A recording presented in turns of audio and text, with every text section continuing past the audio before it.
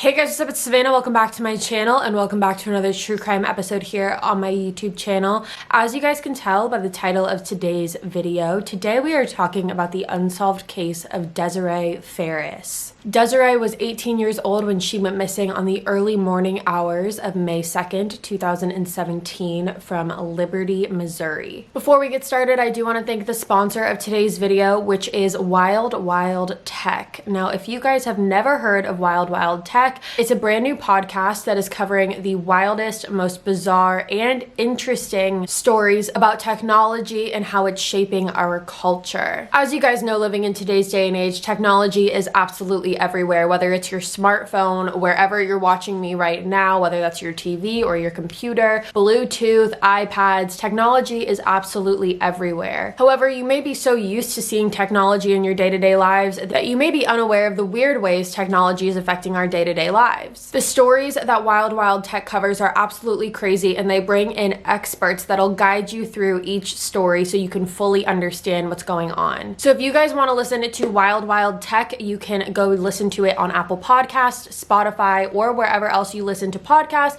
I'll have it linked in the description box below for you guys to check out. I'm absolutely obsessed with it, and I know you guys will be as well. And if you're into conspiracies or just things that are going to absolutely blow your mind in general, you will love this podcast. I'll have it linked in the description box below for you to go check out. And with that being said, let's just jump right on into the case. So like I said in the beginning of the video, today we are talking about the unsolved disappearance of Desirea Ferris. Desiree was 18 years old, and at the time of her disappearance, she stood at about 5 feet 1 inches tall. She has brown hair and brown eyes and weighs at about 95 to 100 pounds. At the time of her disappearance, Desiree was wearing a fuzzy pink jacket. She was also wearing a cream colored top and possibly had a tan purse on her as well. So Desiree was born on February 11th, 1999 to her mother, Patty Tam. Now, when Desiree was a toddler, Patty and Desiree's father ended up splitting up, and Desiree's father went on to marry a woman named Jennifer Ferris. Desiree is described as someone with an extremely bubbly, outgoing, and friendly personality. She lit up any room that she walked into. Patty referred to Desiree as sunshine. I've seen people say who have left comments on videos about Desiree that they knew of her, they went to school with her, and even though they didn't know her that well personally, she always made an effort to smile at everyone, say hi to everyone, and made everyone just feel really, really good. Desiree loved spending time with her family, and she had a very big Brady Bunch of a family. When her father remarried Jennifer, Desiree ended up having 9 siblings in total, including step siblings as well as her biological siblings. Now, when it came to her biological siblings, Desiree was actually the youngest of 4, so she was Patty's baby. And she had a really, really close relationship with Patty. Her and Patty would text and call each other all throughout the day. They lived in the same house,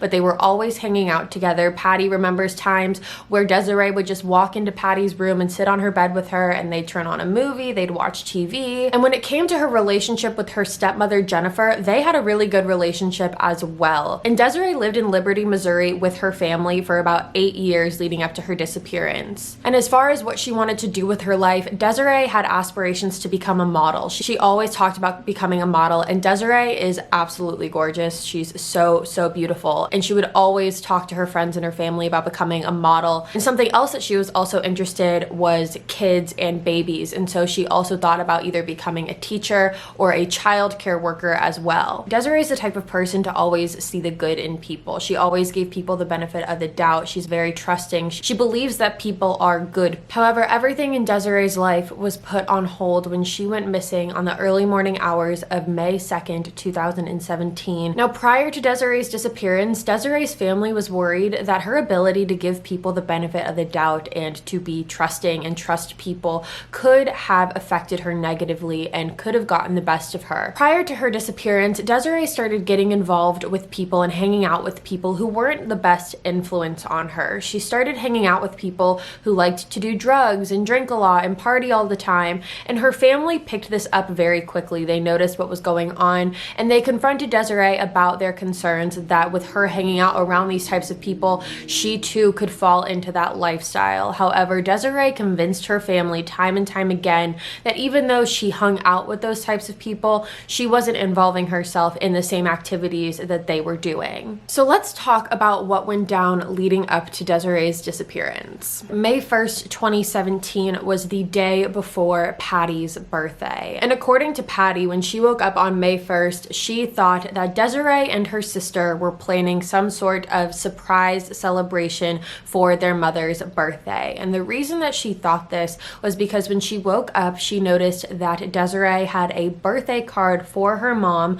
on her pillow, and she also noticed that there was ingredients to bake a cake sitting out in the kitchen. So because of this, Patty assumed that when she left for work that day, her girls were going to be basically setting up this celebration for their mother's birthday. However, when Patty got home later that evening from work at about 5 p.m. that night, Desiree was not home. So what we're going to jump into now is what happened earlier that day on May 1st. And really the only reason we know this is because Desiree's sister was with her through a decent period of time before she ended up going missing. That's why we're able to account for the earlier hours on May 1st. So in the early hours of May 1st, Desiree and her sister ended up getting picked up from their home by a man named Robert Jason Keegan. And apparently, based off of what I've noticed in Desiree's family's Facebook group, which I'll also have linked in the description, Robert Jason Keegan goes by Jason. So that's what we're going to refer to him as in this video.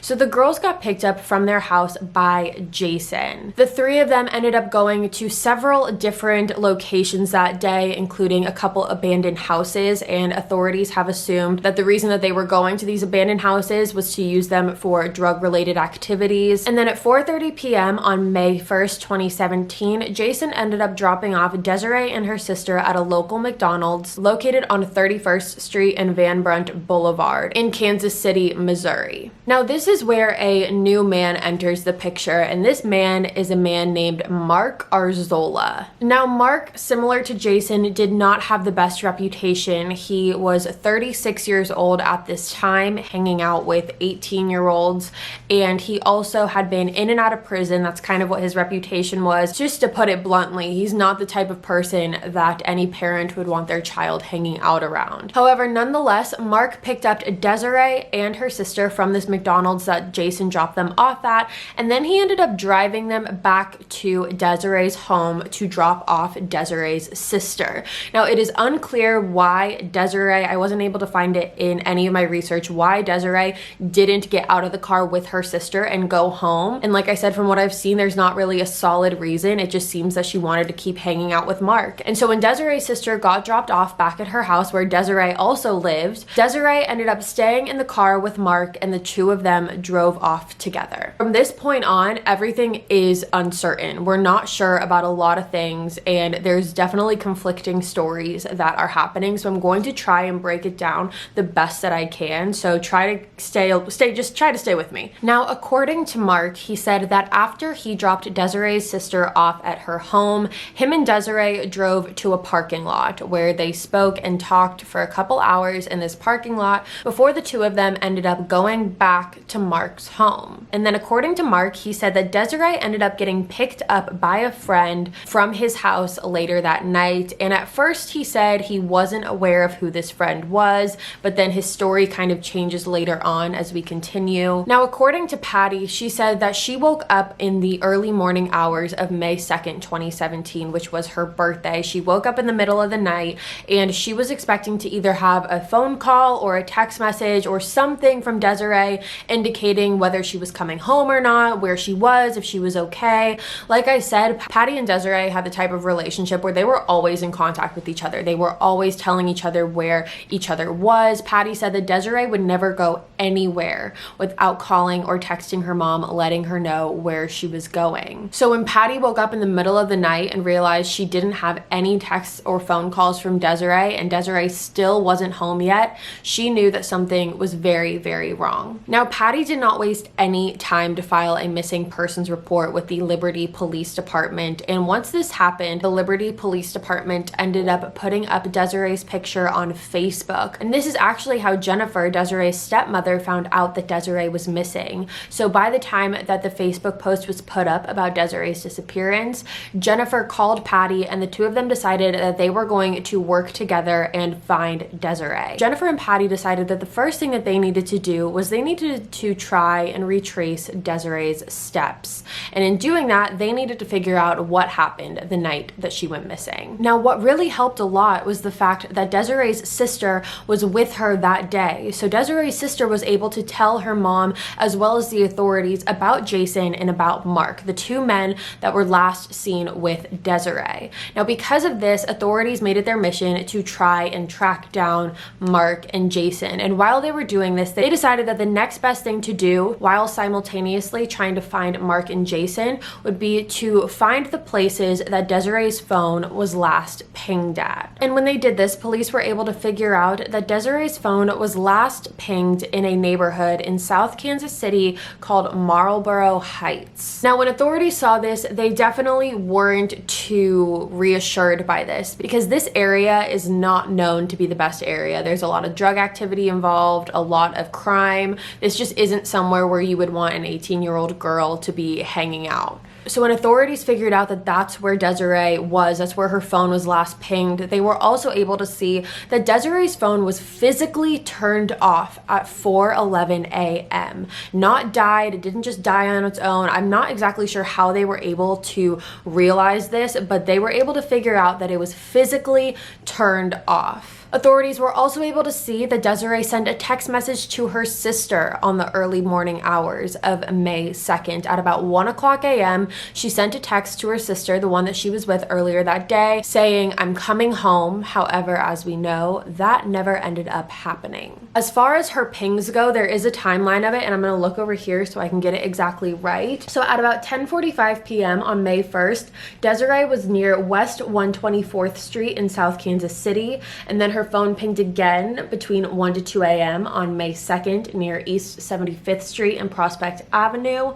Then it pinged again between 3 a.m. and 3:14 a.m. near East 43rd Street and Washington Avenue, located in Independence, Missouri. And then again at 4 a.m. near East 83rd Street and Hillcrest in Kansas City. And then, like I said, it was turned off at 4:11 a.m., so just 11 minutes after the last ping. It was also seen in her phone records that Desiree made a FaceTime call to someone during the late night hours. And while this person's name has not been released to the public, Desiree's family has actually been able to get in contact with this person. They say they know who this person is. They were able to get in contact with them. And when they did that, this person basically told Desiree's family that Desiree seemed completely fine when they were on the phone together. She didn't seem scared. She didn't seem nervous. Nothing seemed wrong or off about her personality or the way that she was acting. She seemed absolutely normal. And then the very last bit of activity coming from Desiree's phone came at about 3 o'clock a.m. when she used the Facebook app on her phone. Now, in the first couple weeks of Desiree being missing, Patty and Jennifer were really on their own with their search. They took it upon themselves to create Facebook groups in order to increase the attention that Desiree's case was getting,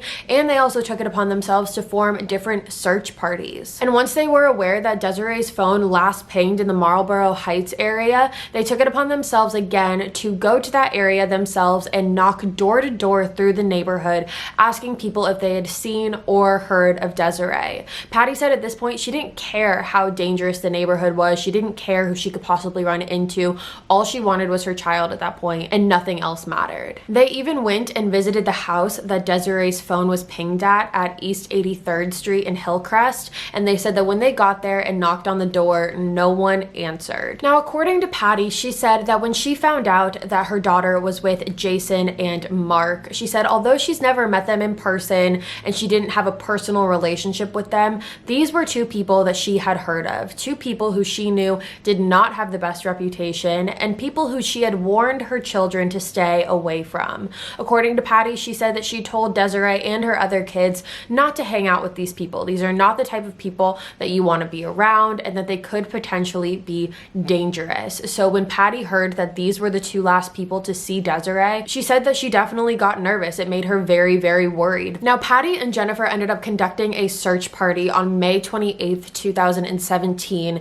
And during this search party, Jennifer actually came face to face with Mark Arzola. Jennifer said that when she saw Mark, she asked him point blank, "Where is Desiree? What happened to her?" And according to Mark, he said the same story that I said earlier, how he dropped off Desiree's sister. The two of them went to a parking lot and then they went back to his house. And then he told Jennifer that at about 1:30 a.m. on May 2nd, Desiree ended up getting picked up by a friend in a white/silver looking truck. At first, he said he wasn't sure who the person driving this truck was. However, he then said that the person driving the truck was Jason Keegan. Mark said that Desiree seemed completely fine when she got picked up by Jason and nothing seemed off, and him and Desiree continued to text after she left his home, and they texted about the fact that Desiree had left some clothes at his house. Now, I'm sure authorities have been able to fact check this. I wasn't able to find the confirmation that they actually had. However, Jennifer said that that is what Mark told her. Now, of course, after hearing this, Jennifer and Patty wanted the authorities to look into Jason. Not necessarily because they believed Mark didn't have anything to do with it, but because they also wanted the other person who was reportedly last seen, their daughter, to be looked into and to be questioned. However, this became very difficult to do when only 10 days after Desiree's disappearance, Jason was actually arrested for possession of methamphetamine as well as possession of weapons. And because of this, he was placed in federal prison. Now, when it comes to Jason and Desiree, the two of them exchanged 23 text messages in between the times of 10:20 and 10:58 p.m. on May 1st, 2017. And then the texts between them stop. And because of this, this has led authorities to believe that Jason might have picked up Desiree from Mark's house earlier than what Mark is saying. Again, Mark said she got picked up at about 1:30, but based off of these text messages, authorities believe she could have been picked up anywhere from prior to midnight. So there definitely is a big time difference between those two. And I also want to point out that authorities have looked at these text messages. So based off of these text messages, I'm sure they're able to see whether or not Jason actually did come and pick up Desiree, or if that was the plan at all. So the problem with this case, like I said in the beginning, is that there's a lot of conflicting statements. There's a lot of he said, she said, this happened, no, this happened, or this person's talking or this person isn't talking. And the main conflicting statement that I have seen is coming from Jason and whether or not he decided to talk after he was arrested. Now, I've seen a lot of sources saying that when Jason was arrested, he refused to speak about Desiree's case and he wanted full immunity on anything that had to do with her disappearance. And that report was as recent as January 2020. However, I've also seen reports in April 2020 that are saying that Jason actually is starting to talk and is starting to cooperate with the police, saying that he did pick up Desiree and dropped her off at 73rd Street and Troost Avenue, which is about a 9-minute drive away from Mark's home. And that area is about a 10-minute drive away from Liberty. And I've seen reports saying that Jason said the reason he dropped her off in this area is because the two of them had mutual friends there. However, what I found odd about this is I never saw him say a specific friend. Maybe he said that to authorities. If this is true at all that he's even speaking, he could have told authorities, I dropped her off at so-and-so's house, instead of saying we have mutual friends in this area, so I just dropped her off late at night one night. It just doesn't really make a lot of sense that he would say that unless he actually gave the name of a specific person that he could have dropped her off with. I also find it odd that he wouldn't just drive the extra 10 minutes to take her home. Instead, he decided that a better idea would be to drop her off, if this is true, to drop her off at some random street corner. It just doesn't make a lot of sense to me. I will say though that there is a Facebook message between Jason and Desiree on the night of May 1st while Desiree was reportedly at Mark Arzola's home, where she told Jason, I want to go home. So again, if that's the case, why not just take her home and instead of dropping her off 10 minutes away from her house because you guys have mutual friends in this area? But again, it's important to note that this could totally not be the case and he could just not be talking at all, which again is also pretty suspicious in and of itself, because if you did have information, why wouldn't you just give that up if you knew you had nothing to do with it? So both are very questionable. So let's pause for a second and look at what we have. So on the day of May 1st, 2017, Desiree and her sister got picked up by Jason. They then got dropped off at a McDonald's and picked up by Mark. Mark then took Desiree and her sister back to Desiree's house, where Desiree's sister got out of the car and went home, and Desiree decided to stay with Mark. After this, it's a really big question mark. However, from what we can kind of gather, Mark said that he took Desiree to a parking lot, the two of them chatted and talked, and then went back to his house. Desiree could have possibly left Mark's house at a certain point in time and got picked up by Jason, and then that's a big question mark after that. The timing of this is very inconsistent. There's a lot of inconsistencies going on here, which is what makes this case very confusing, but the Liberty Police Department did put out a statement that we're going to get to in a second when it comes to why there's not a lot of information released to the public on this case yet. So I'm going to look over here to read that statement to you, and this is the Liberty Police Department saying, quote, "One of the more challenging aspects of this investigation for our detectives has been the fact that the entire investigation has revolved around people and locations in South Kansas City, across the metropolitan area, and away from our jurisdiction. The Liberty Police Department has handled this case as the highest of priorities. There are subjects who are incarcerated for federal offenses who may have information about the disappearance of Desirea Ferris. Investigators believe these people have not disclosed all they know to law enforcement. Detectives have either interviewed them or attempted to interview them during the course of the investigation. Some people interviewed for this investigation have invoked their Miranda rights. We are careful not to release information that may have the unintended consequence of endangering the successful completion of this investigation, and this investigation remains active," end quote. So we kind of get the gist here that authorities aren't releasing everything because this is an active investigation, and they don't want them releasing something to possibly be tampered with and possibly hurting the investigation more in the end than helping it. So I completely understand that. And I also want to say that Desiree's family, Patty and Jennifer, have set up a private tip line. Okay, so it's a private tip line, which means you can call or text through this tip line and it's not connected to the authorities. So if you wanted to skip going to the police, you could text or call this private tip line and you will remain anonymous. And the number is right here, and I'm going to put it up on the screen and in the description box. It's 816-945-2722. Again, that's 846-945-2722. Now, there have been countless theories about what has possibly happened to Desiree. There are a lot of people who have come up with these absurd theories that have no backing proof to them. And I want to say, because Patty said this as well in an interview that I saw that she did, that saying these insane theories without having any evidence to back it up, it hurts more than it helps. Not only does it hurt the authorities in their investigation having to waste time looking at places that are just not factual and not true, it also hurts Desiree's family. It hurts the psychological and mental state because they're hearing all of these god-awful things without having any evidence to back it up. So you're really just torturing them for no reason, even more than they already are, if that makes sense. Now, investigators have agreed when it comes to Desiree's case that Desiree is not a runaway. This is not the case of someone who just decided to up and run away, didn't want to live in her home anymore. This wasn't the case of someone who had a bad relationship with their parents or with their friends or gave any indication that she wanted to run away. So because of that, runaway has been completely ruled out of the question, and authorities have said that they do believe that foul play could have been involved in this case. Now, the main theory in this case is that Mark Arzola and or Jason Keegan had something to do with Desiree's disappearance. Now, the main reason this is the main theory is because Mark and Jason are the last known people to have seen Desiree before she disappeared.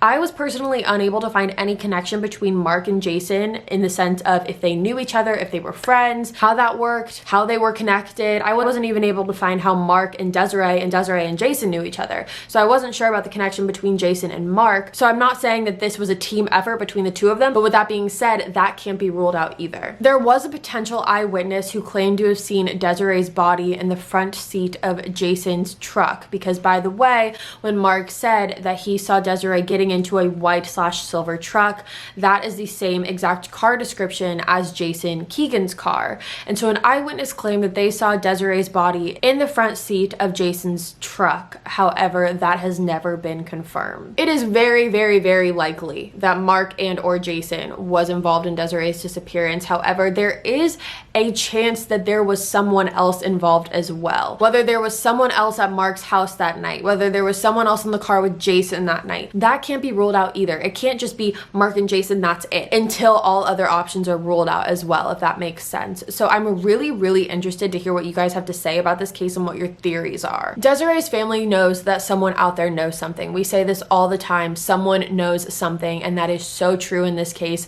There is someone out there who knows way more than they are letting on. Authorities have said it, Desiree's family has said it, and they are just hoping and praying that someone will have the strength to come forward and give that missing piece to the puzzle that they're looking for. No piece of information is too small or too insignificant. Even if you believe that it is, it's not. And if you are afraid, you can always use the anonymous tip line. And if you don't want to go straight to the authorities, you can use Desiree's family's anonymous tip line. It's crazy when I do these cases because I always think that there's a possibility that I am talking to the person who has that missing piece to the puzzle. And there's a great possibility that I'm not, but there's always a possibility that I am. So if you are that person, if you know something, this message is for you. Come forward and say something, whether that's to the authorities themselves or whether that's to an anonymous tip line, whether that's to the family's tip line. Come forward and say something because Desiree deserves justice. Her family deserves to know what happened to her. And at this point, their only goal is to bring Desiree home. They've said whether she's walking in on 2 feet through their front door or they are carrying her home,